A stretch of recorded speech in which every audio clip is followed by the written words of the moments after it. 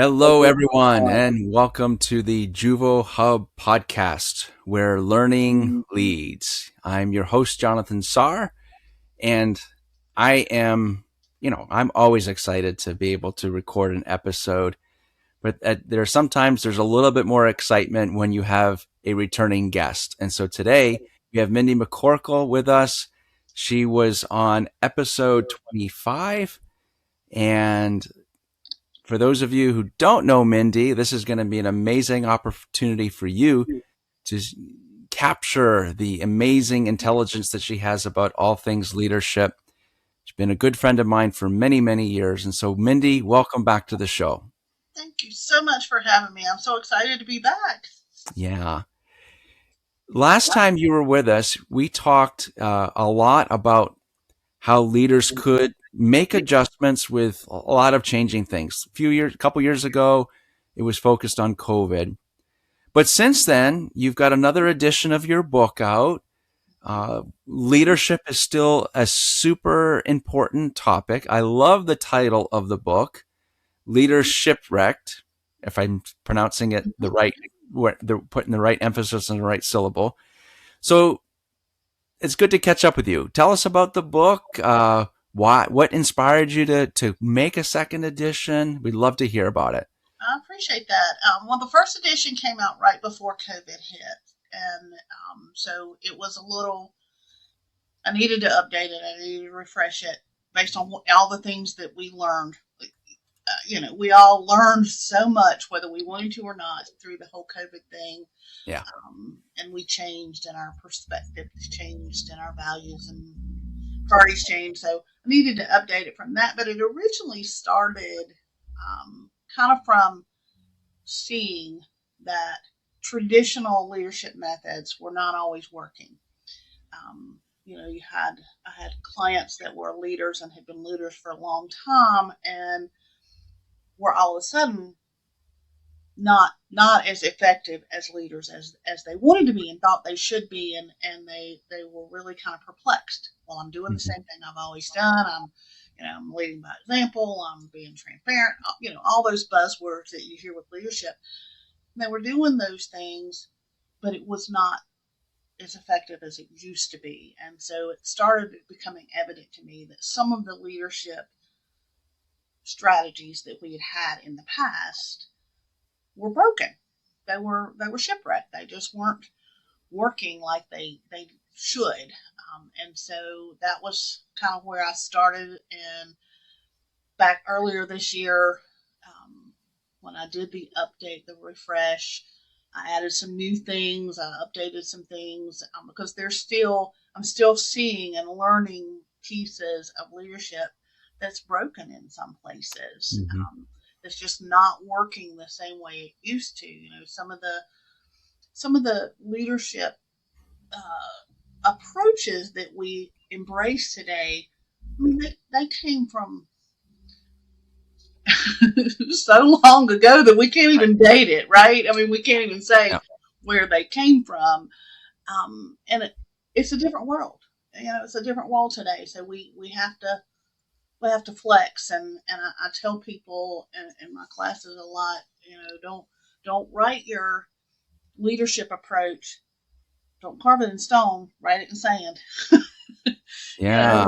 Because it's got to flex, it's got to change as the people that are following us and looking to us to help guide them change. As they change, we have to change our approach. So that's kind of how it started.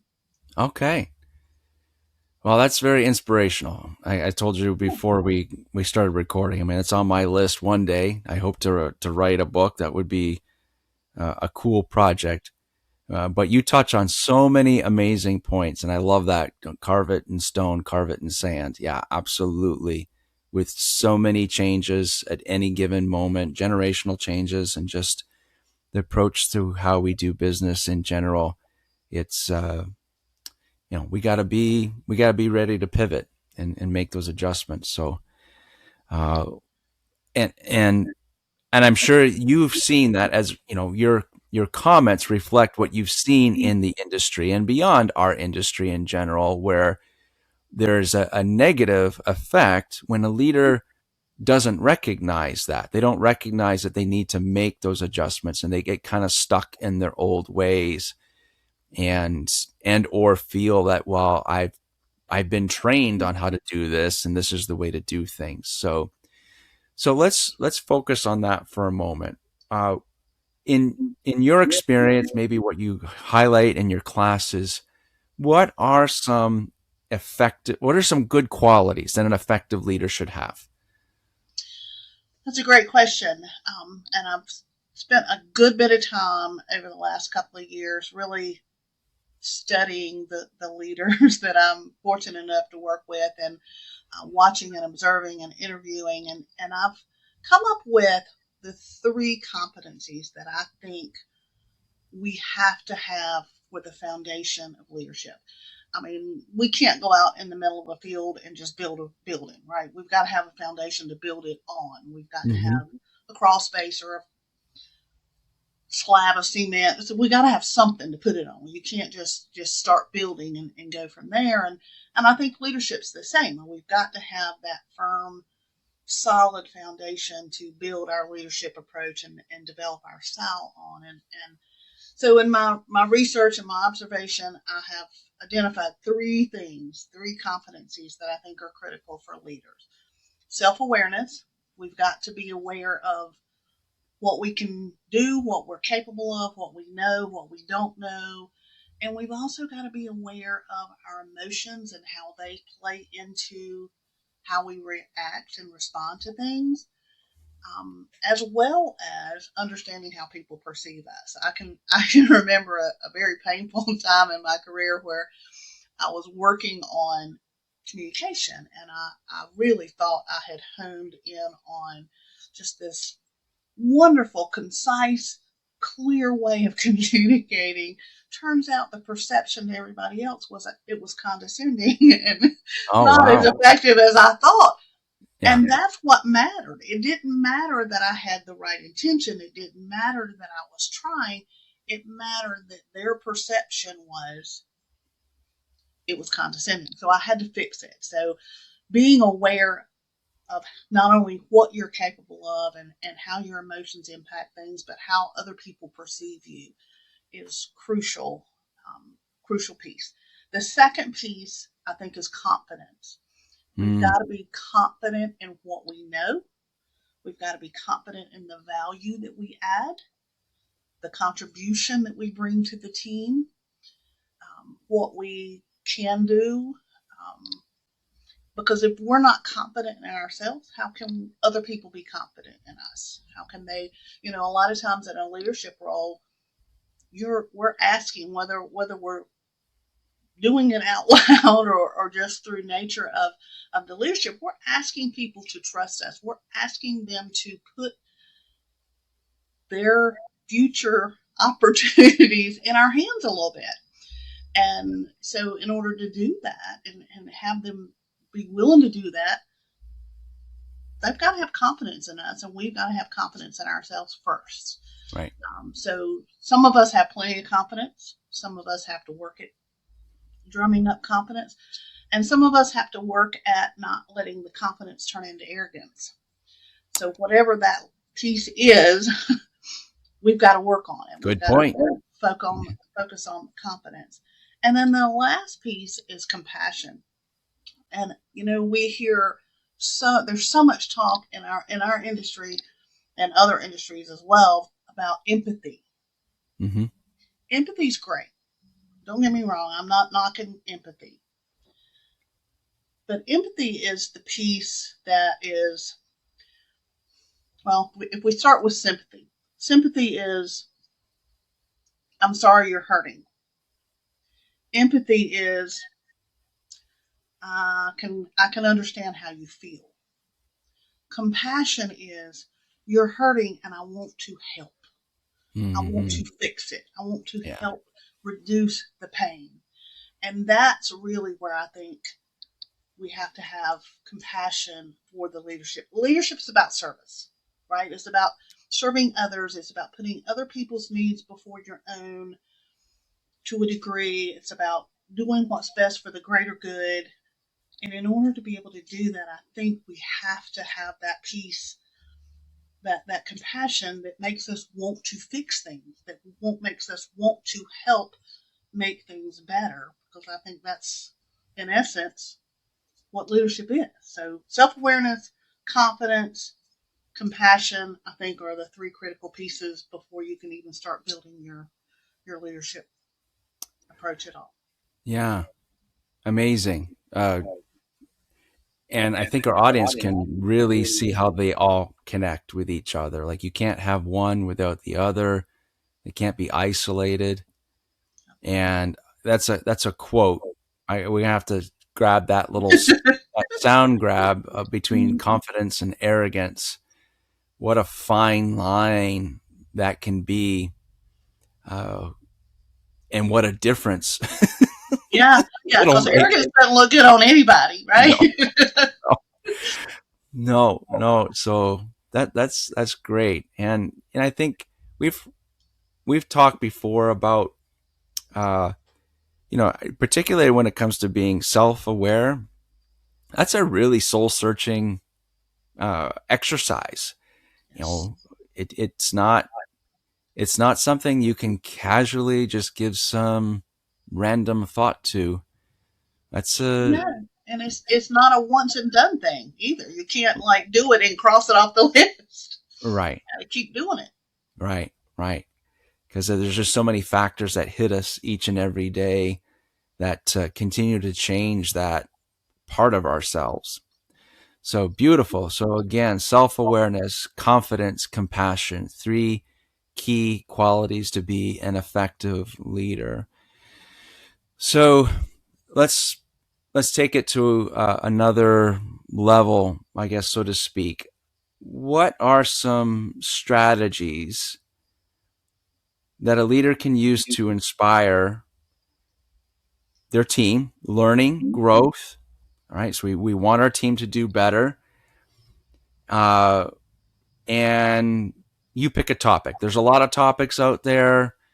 We're trying to have our team be better at fair housing compliance. We want the team to be better at closing, closing those leads or answering the phone. So, I mean, there's a lot we know are repetitive topics. So, what's your message to our audience? What are some strategies that leaders can do to help teams with those types of things? That's a great question too. I think it really comes down to leaders actively fostering a culture of learning. Mm-hmm. Leaders have to be perpetual learners. You and I are perpetual learners. That's what we do. We want to continue learning things.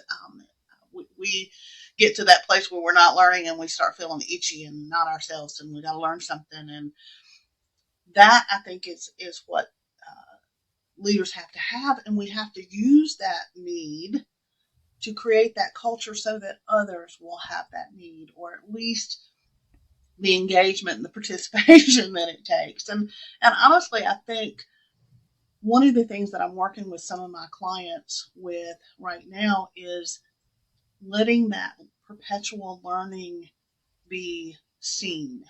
Let it be obvious. And sometimes that takes participating in formal education, Yeah. formal settings. Mm-hmm. And it's easy. I get it. I was there at one point in my career. I remember thinking, gosh, I just don't have time to go to this seminar, sit in on that webinar, take this class. I just don't have time. I'm busy, busy, busy. But honestly, I think that our followers need to see the leaders in the classes. They need to see them on the webinars. They need to see them in that fair housing session. They need to see them in that legal session. They need to see evidence that leader, that decision maker, that C-suite person, whoever it is still learning and learning on the go. You can't see that as easily. Your followers don't see Mm-hmm. that and witness that. They can witness you sitting in a class or participating on a webinar. So I think that's one of the things, one of the fairly easy things that we can do differently to help foster that culture of learning. But I think that's where the focus needs to be. I think the leaders need to focus on that culture creation, that fostering, that learning, perpetual learning culture, so that it's just what you do. It's just part of the expectation, and it just happens probably more organically than not in a lot of cases. But it's got to be. It's got to start with the top dogs. It's got to start Yeah. with the leaders. And I I try to make sure I word this properly. What have we seen and what is the challenges that we have witnessed is sometimes operations in general always take the precedent over training and empowering our team members. So that's a is that a culture that you see shifting, or are we kind of roping that into this message right here? Is I would love to say I see it shifting. okay. Unfortunately, I don't. I don't Okay. see that. That's still a lot. One of the conversations I have kind of on repeat. That I probably sound robotic when I have it because I've had it so many times, and that's kind of where the flat spot on my head came from beating my head against the wall. But it's it's the first thing that falls to the wayside when we get overwhelmed with our teams is training. And Yeah. we've got to shift that. We've got to let that not be the first thing, because that's the thing that we need the most when we get overwhelmed. So I don't see it shifting yet, but I'm still trying. We're still working on it. Yeah. Yeah. And yeah, I know the industry is so grateful to you, Mindy, for always being a pioneer for those types of topics. And it's a message we'll keep because there are some organizations. I know you in your client base, I'm sure you've seen it just over the years in general, even though I'm not in that atmosphere of like being with the human resources department, learning development, like I used to be. But I still see on social media the clear difference between property management companies based on their culture. And I know some of those companies well. I know some of the leaders really, really well. And I'm aware of how they're making application to all of the statements that you have just shared with us when it comes to making that a priority and the importance of it just being part of it has to be part of your operations, part of your sprint, part of your your morning huddle or whatever it is that you do, having it as part of that agenda.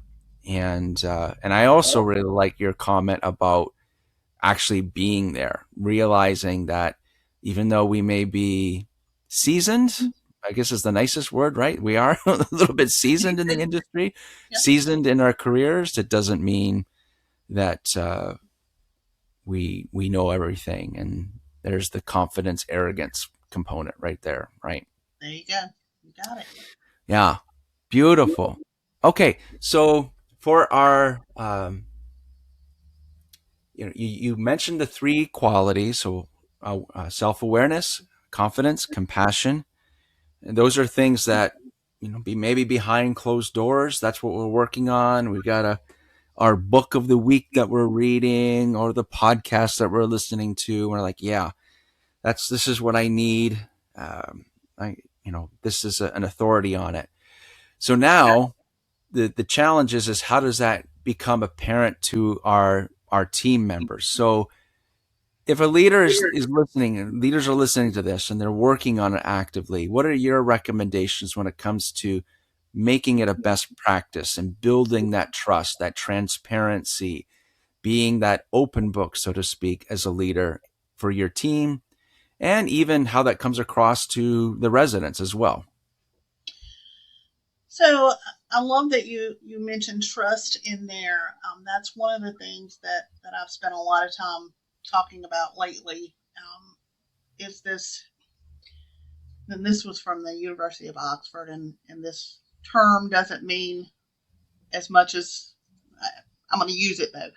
This theory, there's a theory of trust responsive that is basically the concept that if someone trusts you, you're more likely to trust them. My dad used it growing up, and he didn't know what it was. I didn't know what it was. We didn't know what to call it.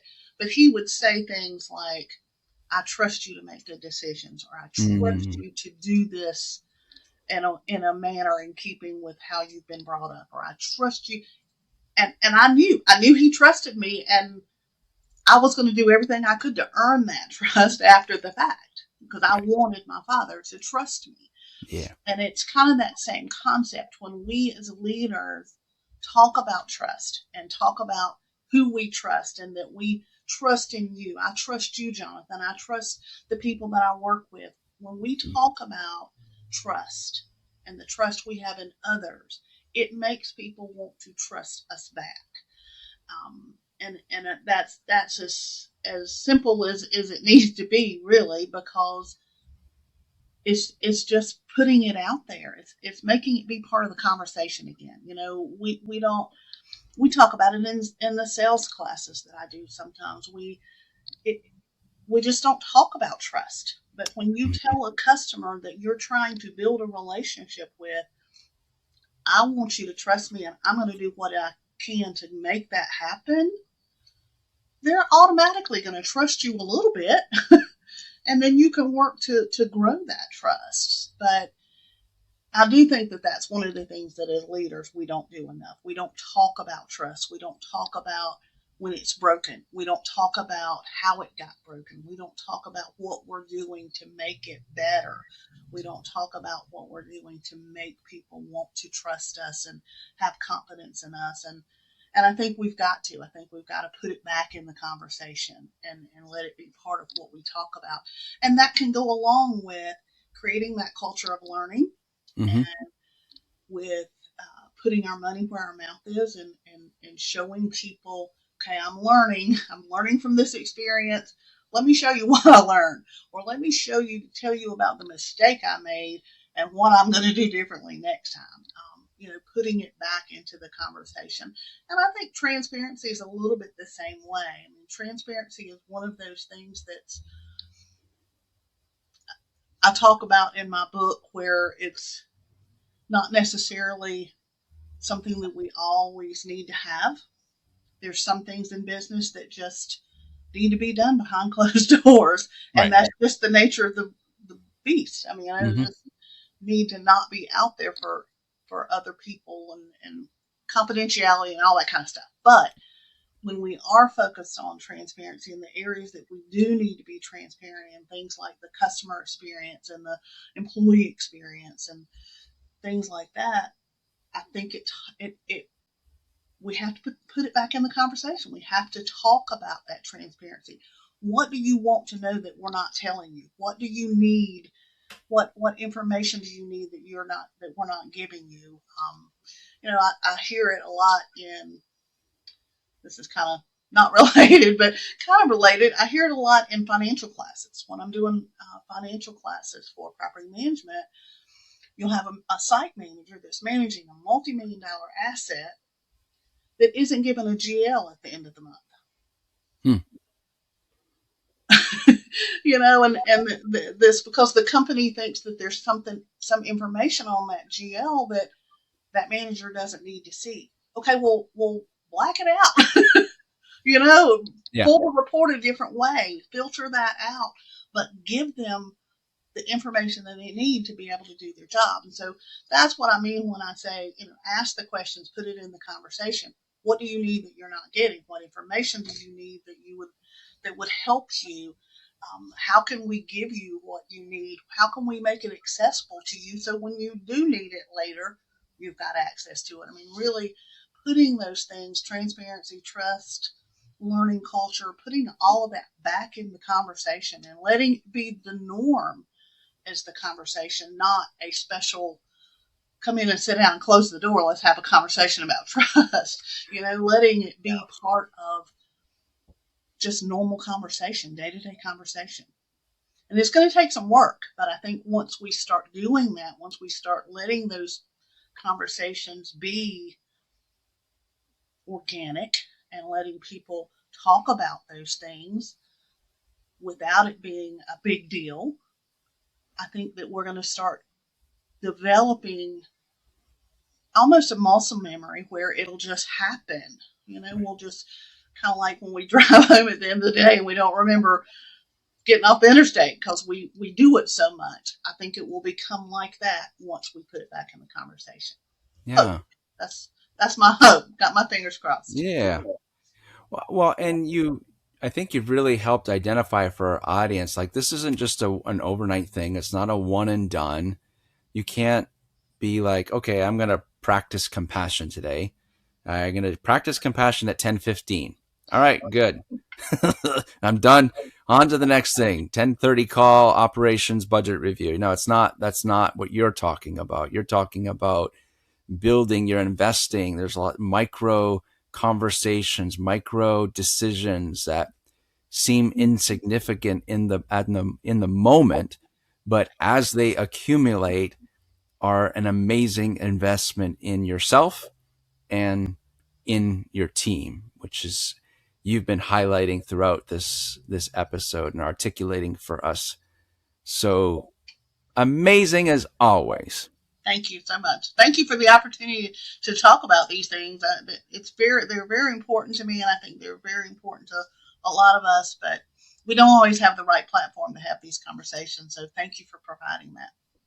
Yeah, my pleasure. I'm glad to have you back. I can't wait to have you back again.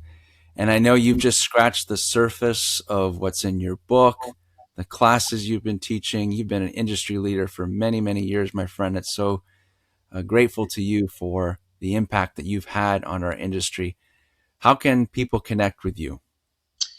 Well, they can connect with me on my website. I actually have two websites now. I'm working on trying to figure out what to do with that. But I have mindyspeaking.com, which is probably the easiest one to reach out. You can reach me on social media, all the social medias. You can put my phone number out there. That's people text and call me all the time. There's nothing that I love better than getting a text or a phone call from somebody that says, "Hey, I was just thinking about something and wanted to see what your thoughts were." And those are the best conversations at all. So I hope that you'll reach out and we can connect. I love hearing from anyone that may be watching or listening to this podcast. And if you try something that we've talked about and it works, call me. We'll celebrate together. If it didn't work, call me and we'll brainstorm some other approach to try. Yeah. Not everything doesn't work for everybody. Yeah. No, that's awesome. And the way you approach things it echoes the new Juvo Hub tagline, where learning leads. We're focused on training. That's what this podcast is about, bringing the best of the best to this show and helping our industry understand the benefits that come from whether it's this podcast, hiring you, bringing in other industry experts. That's what we need, industry. Keep teaching your people. And Mindy, you've done an amazing job to remind us of the importance for today's topic, which is about leadership. So we'll be sure to put that in the show notes, your book, your website, and how people can connect with you. Thank you for your time today. It's been a genuine pleasure to have you on the show. It has absolutely 100% been my pleasure. Yeah, thank you to our audience. We appreciate your support of this show. And if you'd like to be a guest, check out juvohub.com and register. We'd love to have your thoughts and insights on anything that will aid in educating our amazing industry. Until next time, take care, everyone.